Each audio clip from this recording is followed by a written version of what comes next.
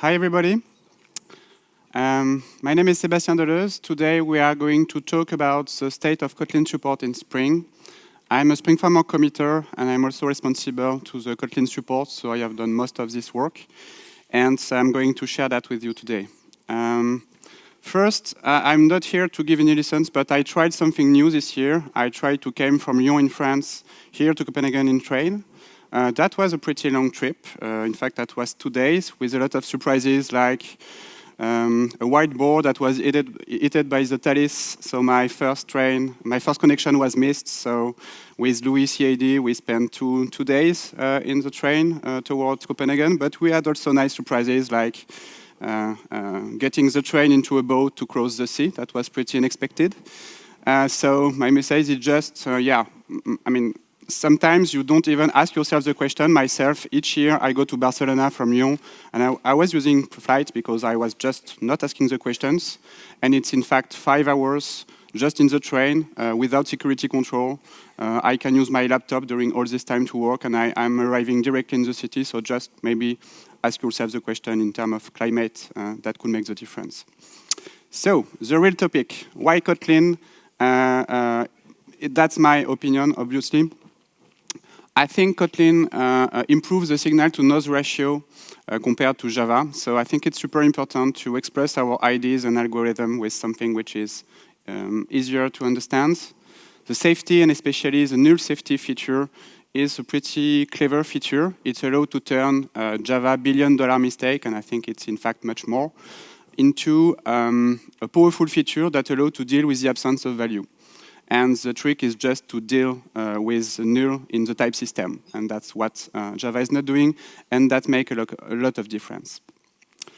The discoverability is also super important. I mean, you are all using APIs, new APIs are coming, and it's super important to make this API discoverable. I'm lazy, I like to use control space to discover new things, and I prefer this way rather than conventions or things that you need to know before using your framework. The pleasure, I think it's important. We mostly use Kotlin, I guess, for work, but we spend so many time in that's super important to have pleasure, and I have much more pleasure using Kotlin than Java. And the Android ecosystem is also huge, and it's coming to Kotlin very fast. Obviously, the server side is moving slower, but I think the Android ecosystem could have an impact on the server-side one, just given the number of developers. Sometimes some mobile developers do server-side things, not that much, but it happens. And maybe later we could see similar stories with the front end. So Spring loves Kotlin, and I'm going to try to show you how much. So at Spring, we love so much Kotlin that we have decided to translate all the framework's reference documentation from Java to Kotlin. Concretely, that means that for each code sample in Spring reference documentation, you have now 2 tabs, one Java tab, which is obviously still selected by default, but you have also the Kotlin tab, and it's not just a one-line-to-one-line translation, okay? It's when an extension is available, when a DSL is available, it's shown in the Kotlin code sample. So it's not just automated translation. I did the translation sample by sample, and it's idiomatic Kotlin used in Spring. So I think that's a good way to learn Kotlin and to learn what is the idiomatic way to use Kotlin in the context of Spring. So this is available in Spring Framework 5.2 documentation. So you just have to go to the current reference doc, and you will see that. I have tried to summarize what is the current status and what are the next steps with this kind of table. So obviously, translating the Spring Framework documentation was a huge work, so many hours. Next year, we should be able to provide the Spring Boot documentation translated as well. And if you want to help, that could allow me to focus on other features. So if you want to help translating the Spring Boot documentation, it's not that huge. It's smaller than the Spring Framework one. And the work has already started via community contribution. So if you want to help, feel free. Spring Security will have Kotlin documentation as well. And Spring Data is a pretty huge project with, I think, 17 sub-projects. So some part of Spring Data may have Kotlin documentation, some part not. Another thing that we have done to increase the Kotlin support in Spring ecosystem is to provide Gradle Kotlin DSL support on start.spring.io. So since a few months, when you start a Kotlin project with a Gradle build system, we will automatically use the new Kotlin DSL in the project that is generated. So feel free to leverage that.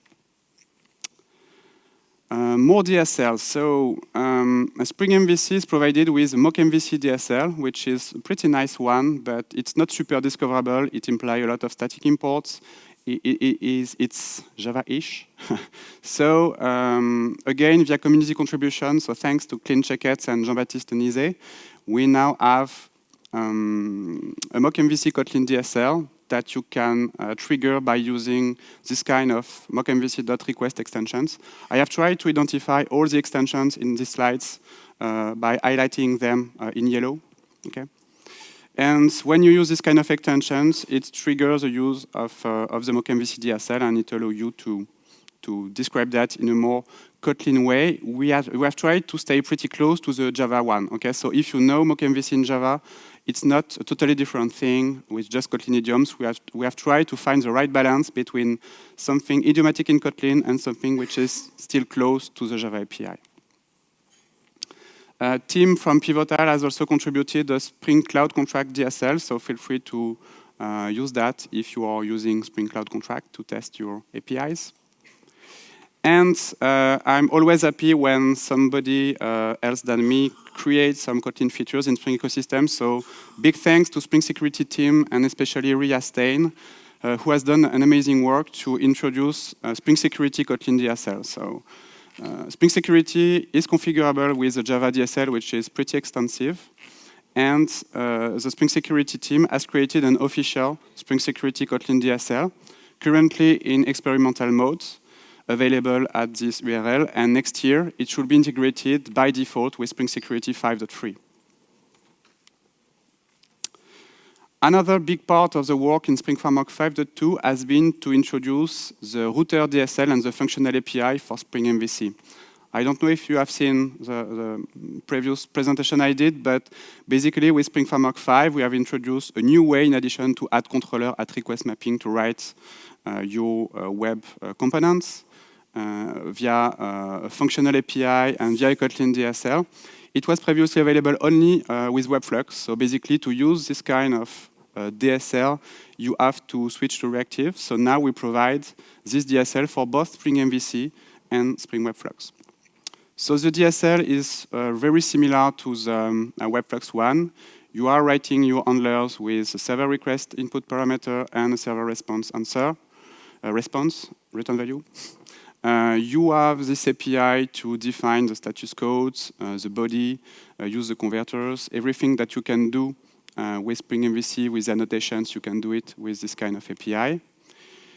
You can define the router. So here we have a distinct router and handlers, okay? And the router usually refer to the handler using callable references. And you can expose the router to Spring Boot simply by returning the router DSL return value and exposing it as a bin, okay? And Spring Boot will automatically take in account these routes. If we have a look to a more realistic handler, you will typically create a dedicated class where you inject your repositories, where you inject your services. Obviously, in Kotlin, we always used a constructor-based injection. And you will create various handlers. And you will create your router, defining your routes, and using callable references to reference these handlers.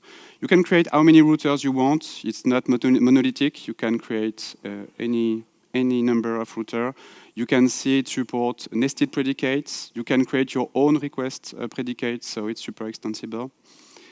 And you can even create routes dynamically, and that's pretty important. It's not just syntactic sugar or a more Kotlinish way to write your web components. It also provides new capabilities because annotations are statically defined. So if you need to create routes depending on something which is in your database, which is not uncommon if you create CMS or e-commerce, and obviously you need to take care about caching and things like that. It's not as easy as it is here, but it opens new capabilities, and I think that's a pretty interesting way of writing your web components.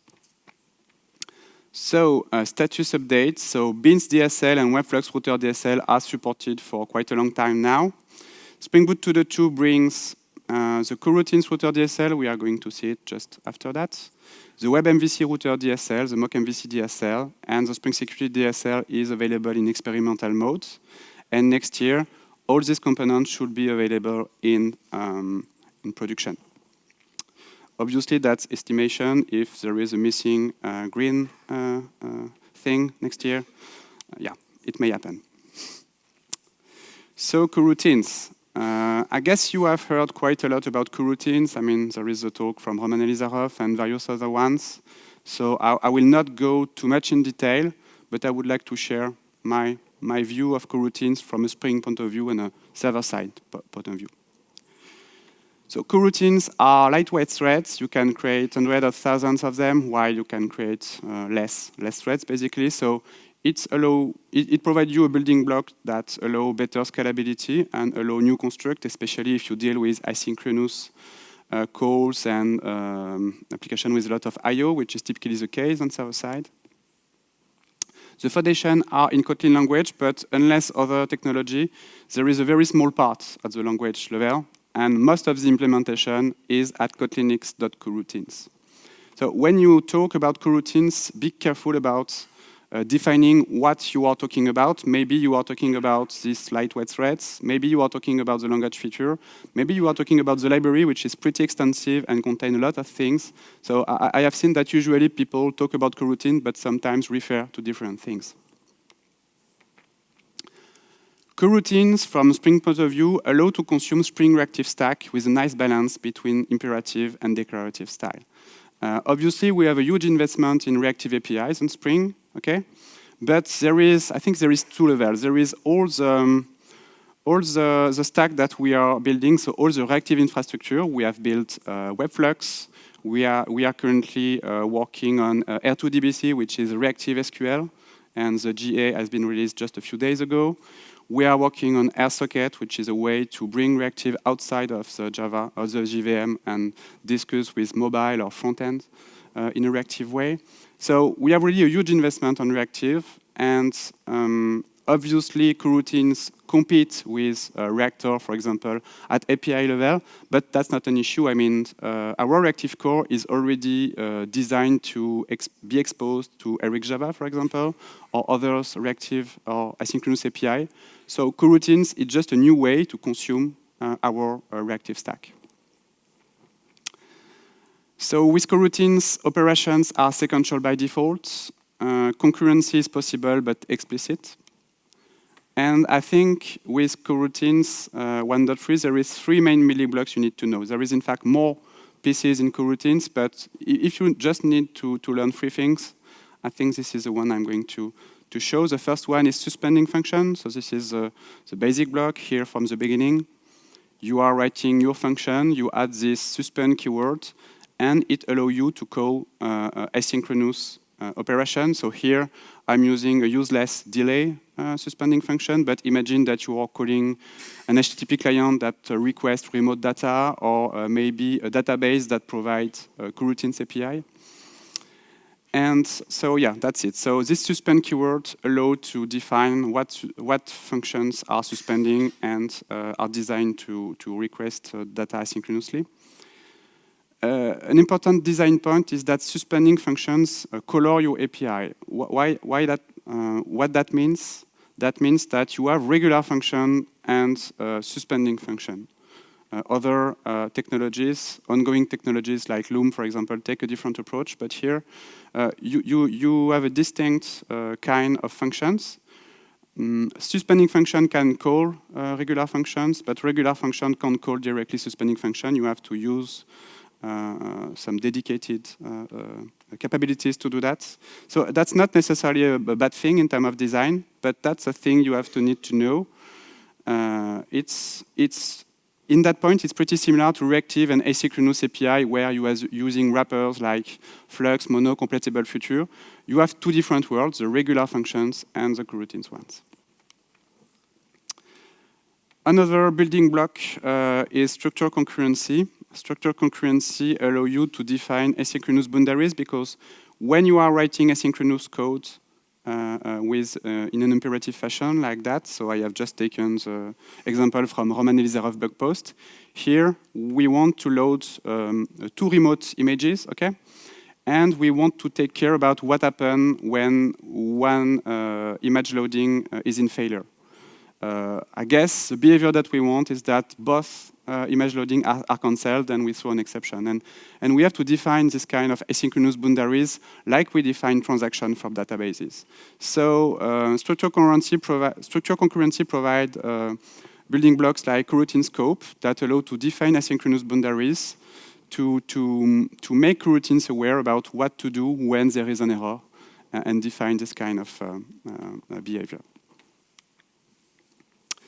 The big feature of Coroutines 1.3, and I have pushed a lot to getting this type, and I will explain why, is flow. So flow is a new type available in experimental mode from Coroutine 1.2, available in non-experimental mode for the base API in Coroutine 1.3. And here I'm referring about kotlinx.coroutine.flow.flow, not the flow type which is in Java 9+, which is a kind of container type for reactive stream interface. So it could be a little bit confusing, but Flow is a very attractive name, so both Oracle and JetBrains like it. Coroutine 1.3 so introduced this new reactive type, and it's super important because Flow is the equivalent of Flux in Reactor world or Flowable in Eric Java world for coroutines. And when we do the exercise to see if we could translate our reactive API to coroutines, so okay, suspending functions are great for translating mono, but we were really missing something for the streams. And I don't like channel. I don't think that's a good building block for building server-side applications. So we really miss that. And I'm glad to coroutine teams that did an amazing work to provide Flow in time for Spring Framework 5.2. So Flow does not implement directly reactive streams because it is based on coroutines building block instead of regular Java construct. But it can have some of the semantics and behavior of reactive streams, even if not totally, and it provides some support for back pressure. Sorry, there is a lot of different words, but I will give you pointers about more detailed talk to learn more about back pressure, RSocket, etc. later. But back pressure is basically a way for a consumer to not being overwhelmed by a very fast producer, okay? So it's a way for the consumer to say, okay, you can send me 10 chunk of data, I will process that, and the sender will only send 10 chunk of data, not more, and that allow to have scalable application at the level of an architecture. So Flow API is like that. Flow API provide a collect suspending method with a flow collector that itself provide a suspending emit method, and that's it. So the building blocks, the root API is super constrained, and operators. So when I say operators, it's similar to operators that you have in Eric's Java or Reactor world, okay? So filter, map, zip, etc. Are provided as extensions, and some of them are pretty easy to implement. In Reactive world, Eric Java, Reactor, if you want to implement a reactive operator, I guess you have to be Stéphane Maldini or David Kernok or Simon Ballet to be able to implement that. Myself, I can't, sorry. So what I mean to say is that it's pretty hard to implement your reactive operator, very hard. In coroutines, it depends. It's not always easy, okay? So if you don't have any concurrency involved, I would say it's pretty easy. This is the real implementation of the filter operator that is built in with the coroutines API. If you are implementing operator with concurrency, it's much more easier to be from the Kotlin team. But at least it's possible. When you want to create a flow, you will use this kind of flow builder. You can see that the code inside it is pretty imperative, okay? You just use a for loop.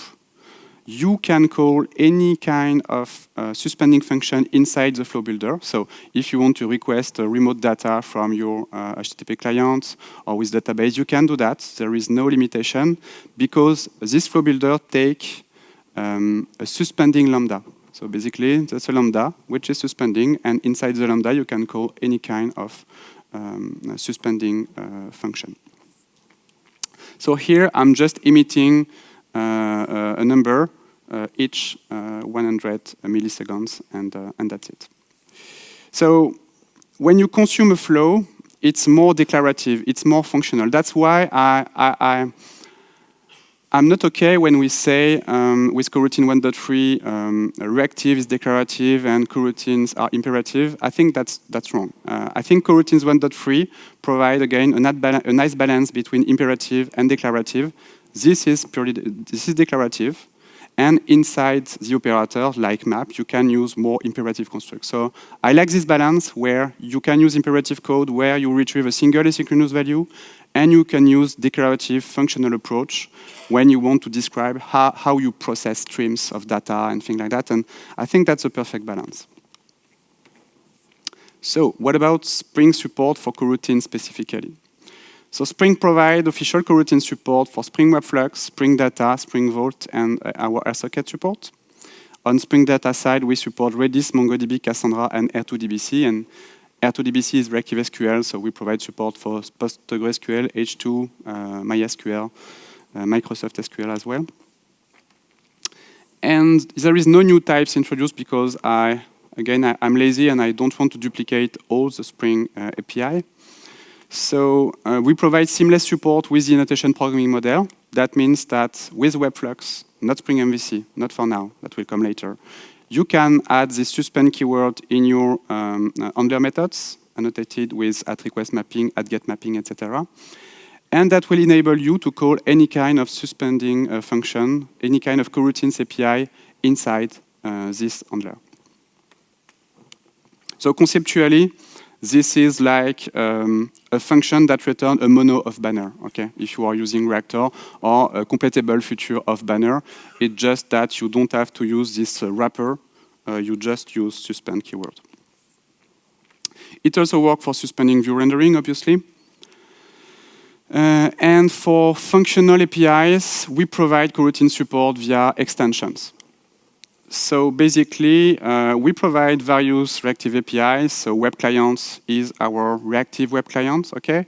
And it natively provides methods like body to flux to return a flux of something, body to mono to return a mono of something.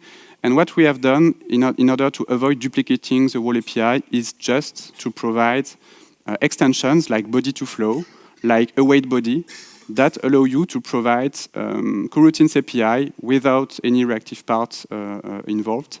I mean, without reactive API directly exposed, and that allow you to get flow or suspending function and deal with all the reactive capabilities underneath in a coroutines way. So yeah, that's our strategy. We provide such support also for WebFlux router with this kind of extension. We provide support for RSocket. So again, RSocket is a way to be reactive between, for example, your server side and your mobile application. And I think RSocket has a huge potential on Android, but that will be another talk maybe next year. You have this kind of retrieve flow. You can use all the flow operators. So basically, yeah, you can think about it as every reactive capabilities in Spring is exposed in coroutines in addition to being exposed as Reactor API. We even support coroutines transactions with databases. So we have worked a lot on the R2DBC support. So again, R2DBC is reactive SQL. So we have this. So database client is a kind of fluent API for R2DBC. It's totally possible to have some part of the Kotlin ecosystem that leverage R2DBC because R2DBC is really has no dependency except reactive streams. Okay, so it's totally possible for exposed or any kind of pure Kotlin API to leverage R2DBC API without any single piece of Spring involved. So here I'm using Spring Data R2DBC, which is our way to expose R2DBC by default. But R2DBC is really designed as a very low-level thing that that is totally usable in another context. And I really hope that the Coroutines Kotlin ecosystem will leverage all the work we have done at the driver level, because really exposing R2DBC as coroutines is just using a single extensions. There is almost no performance loss, and I think that's a good opportunity for Kotlin and coroutines ecosystem. But here I'm using the Spring capabilities, so I have this transactional operator, which is kind of functional transactions, and it allows me to define the transaction boundaries using a reactive stack. There is also a .transactional extension that applies to Flow to use transactions on top of the Flow type. We provide support for Spring Data, reactive MongoDB support as well, and various other things. So coroutines are now the default way to go reactive in Kotlin. I mean, it's perfectly fine to use Reactor API if you want. Just, I think people are waiting some kind of guideline and opinions. So my thinking is that when you are leveraging the reactive stack in Kotlin, it's very likely you would like to use this coroutine API. And so when you select on start.spring.io Kotlin and one of the reactive dependency, the coroutines dependency will be automatically added. So you don't have to add another dependency manually. And in the reference documentation I have created, by default, all the reactive examples are written in coroutines and not exposed with Flux and Mono. So yeah, that's basically the default way to consume. If you agree, I hope you do. In terms of scope, so we have plenty of things already supported. Spring WebFlux functional APIs, web clients, the annotation programming model with @request mapping, RSocket @message mapping, Spring Data reactive APIs, and functional transactions. What is missing is Spring MVC @request mapping, because Spring MVC has some support for Mono, and also for Flux. It's less advanced than WebFlux, but it's possible. So I think Spring Framework 5.3, Spring MVC in Spring Framework 5.3, Spring MVC will support coroutines as well. That's pretty useful when you want to use web client in Spring MVC, and obviously that's a missing part. Spring Data repositories will be supported because Mark Paluch has already implemented it in less than 1 day, so hopefully he took care of that. And @transactional is not supported yet, but I hope we will be able to support it as well. So for now, you have to use functional transactions. Okay, Spring Boot. So what are the new features on Spring Boot side? This is the kind of configuration properties I was writing last year. Configuration properties are a way to expose in a type-safe way your properties that you write in .properties or .yaml, okay? And since it was not designed to be used with immutable classes, we had to use this late init var, and I was crying every time I was writing that. So now we have this constructor binding annotation that allows to instantiate configuration properties by constructor, okay, with full immutable support, read-only properties, and we don't have this kind of crappy late init var. And we can just use a class or data class with read-only properties, so feel free to use that. Another useful thing in the context of Kotlin is that start.spring.io now have 2 new buttons, a button Explore that allow you to directly have a look in the GUI about the generated project. So that's avoid to generate the zip, extract, have a look, etc. So that's pretty useful. And another which is share, which allow to share the current configuration. So if you go to start.spring.io, you select Kotlin Gradle, and you want to share that to your coworkers to increase the Kotlin reach, feel free to use that. I keep forgetting this kind of URL, which is supported for 2 years now. So now you have an easy way to get this kind of customized link. Kofu. So Kofu is another topic, and Kofu is experimental. So until now, I was speaking about production-ready stuff. Now we are entering in the dangerous land of the experimental stuff. So Kofu is basically the application DSL. Okay, so we have seen router DSL. There is a beans DSL. There is MockMvc. We tried to not do too much DSL, but it was tempting to do an application one, and I will explain why. Spring Boot's main design is around conventions. So basically, with Java, is two verbose to define explicitly things. So Spring Boot provides conventions, and I think that's a pretty widely used and accepted model to configure Spring Boot, and that's perfectly fine, and there is nothing wrong using that in Kotlin. But since we have this great DSL support, and since we have all these other DSLs, it kind of makes sense to try to see what that means for Spring Boot to have a configuration with the DSL. And the interesting thing is that it's explicit configuration. So you won't have Jackson support that pop up because you have a transitive dependency that brings Jackson, because that's how Spring Boot currently behaves. It's based on conditions that could be triggered on properties, on classes present on the class path and various things. And if you are a control freak like me, you will maybe lack this kind of thing. So it's experimental, so don't use it in production yet. It leverages existing DSLs like beans, router, security. And it provides composable configuration and discoverability via autocomplete instead of convention. To me, that's just a detail, because I think with the upcoming Spring Boot version, we should be much closer to Kofu performances, even with the annotation variant, but it currently provides faster startup and less memory consumptions.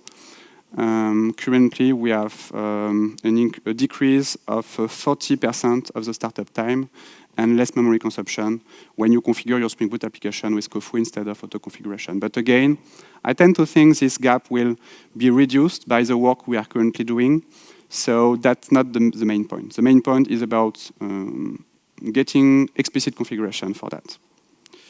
So a quick demo. So Spring Boot 2.2 is expected to be released during my talk, so we are going to see. I have not tested with that one. Okay, still 2.2.1.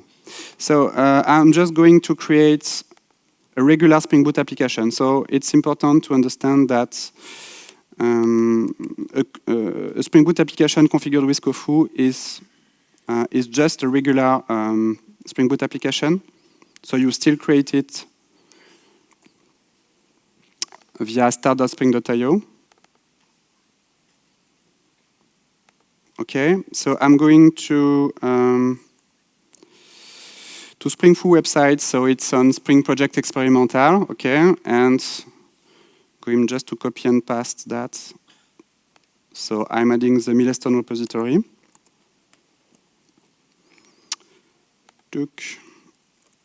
Okay, I'm adding the Kofu dependency, so it's just a regular dependency that provides the application DSL.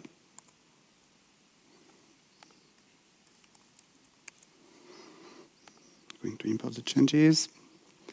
And if everything goes fine, I should be able to use my application DSL. So I remove that, I even remove that, and I will create my application. So, okay, so I'm going to create my application. Here I'm going to create a Spring MVC application. So I'm select the servlet type. And then I have access to a DSL where I can configure things. So for example, I want to add Spring MVC support. I'm going to leverage my router, okay, and I'm going to create a route which will just return OK status and return a body with hello KotlinConf. So then I will just, everything is explicit, so I need to run this application like that. And that's it. So it's really a way to leverage existing things. This router DSL is exactly the one that is provided with Spring Framework, okay? But here, I'm reusing it in a context of a functional, an application configured with a functional style. So, okay, super. Then if I want to add some kind of Jackson support, for example, so let's say I'm creating a class sample, val title. Okay, and I want to return this class and serialize it with Jackson. In Spring Boot, it's automatically configured. Here, since the support is explicit, I will have to, but that's on purpose, declare. So you can see, in terms of when I talk about discoverability here, I can just see with autocomplete what are the various converters without having to read the documentation. So here I'm using Jackson. If I want to configure pretty print, again, I'm lazy. I have not a very good memory, so I have just to use my autocomplete to enable the pretty print option, and I can discover all the great options that are available in Spring Boot to configure Jackson. So it's really a way to expose as a DSL, in this discoverable DSL, what you can do in Spring Boot. So I'm going to see that. Okay, and I have not much time, but a very important point is that you can create modular configuration, and that's one of the main purposes of this kind of construct, is that it's not monolithic, otherwise it will be not super interesting. You are going to create web config configuration. We are going to define logging configuration like that.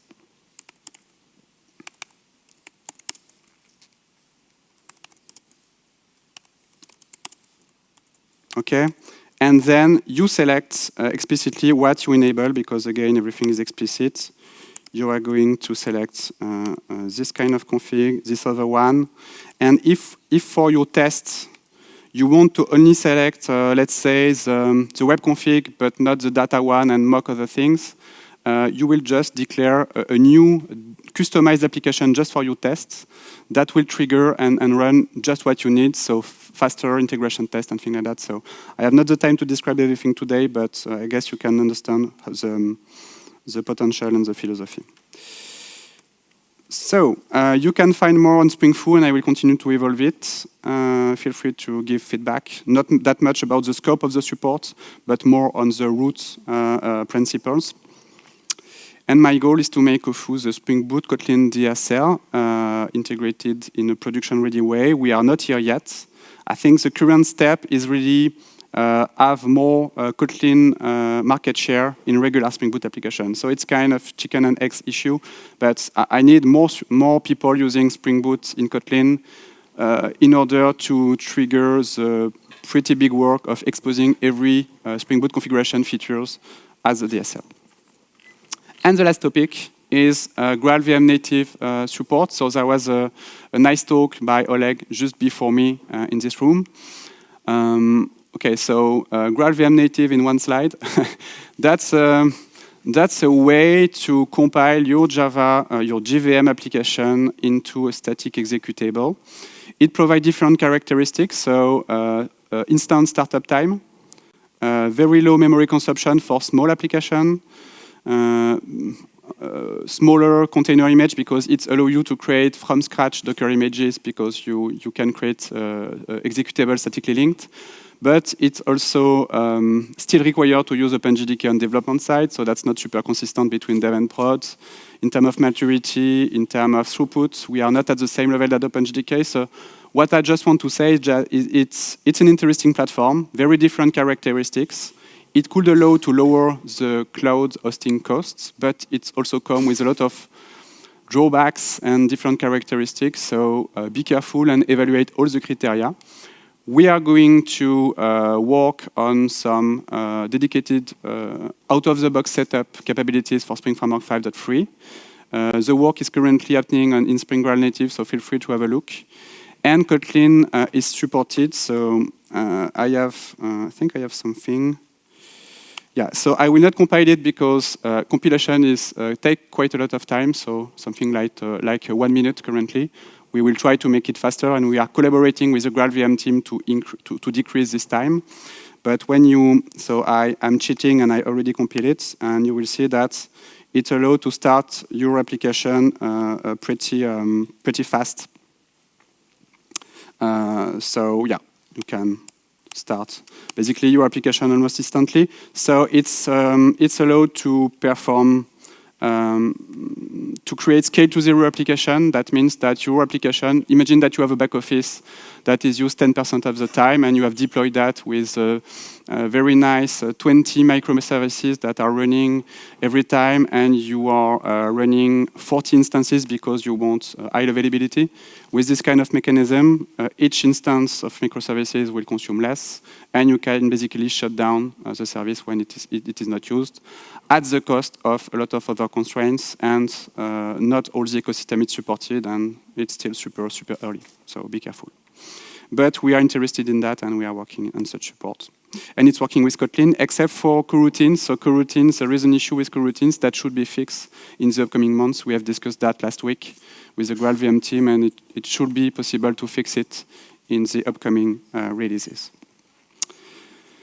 So I have talked about a lot of topics. If you want to start things more slowly by the beginning, there is the official Spring Boot Kotlin tutorial, which is continuously updated. So this is regular Spring Boot, Spring MVC, annotation, GPA, nothing fancy. So start by that. I think that's a good resource. There is my 2 talks at Devoxx. The first one is a 2 or 3 hours deep dive about coroutines with Spring, about RSocket, about R2DBC, which much more detailed than I was able to show today.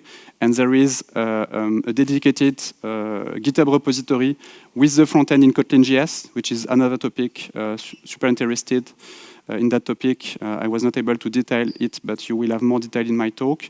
And the other talk is about Spring Boot, running Spring Boot application as GraalVM native images. So if you want more details about that and learn more about GraalVM native in a kind of neutral way, so I have tried to show the advantages of the platform and the drawback in a kind of balanced way. Feel free to have a look at this talk. And thank you a lot, and remember to vote. Thanks.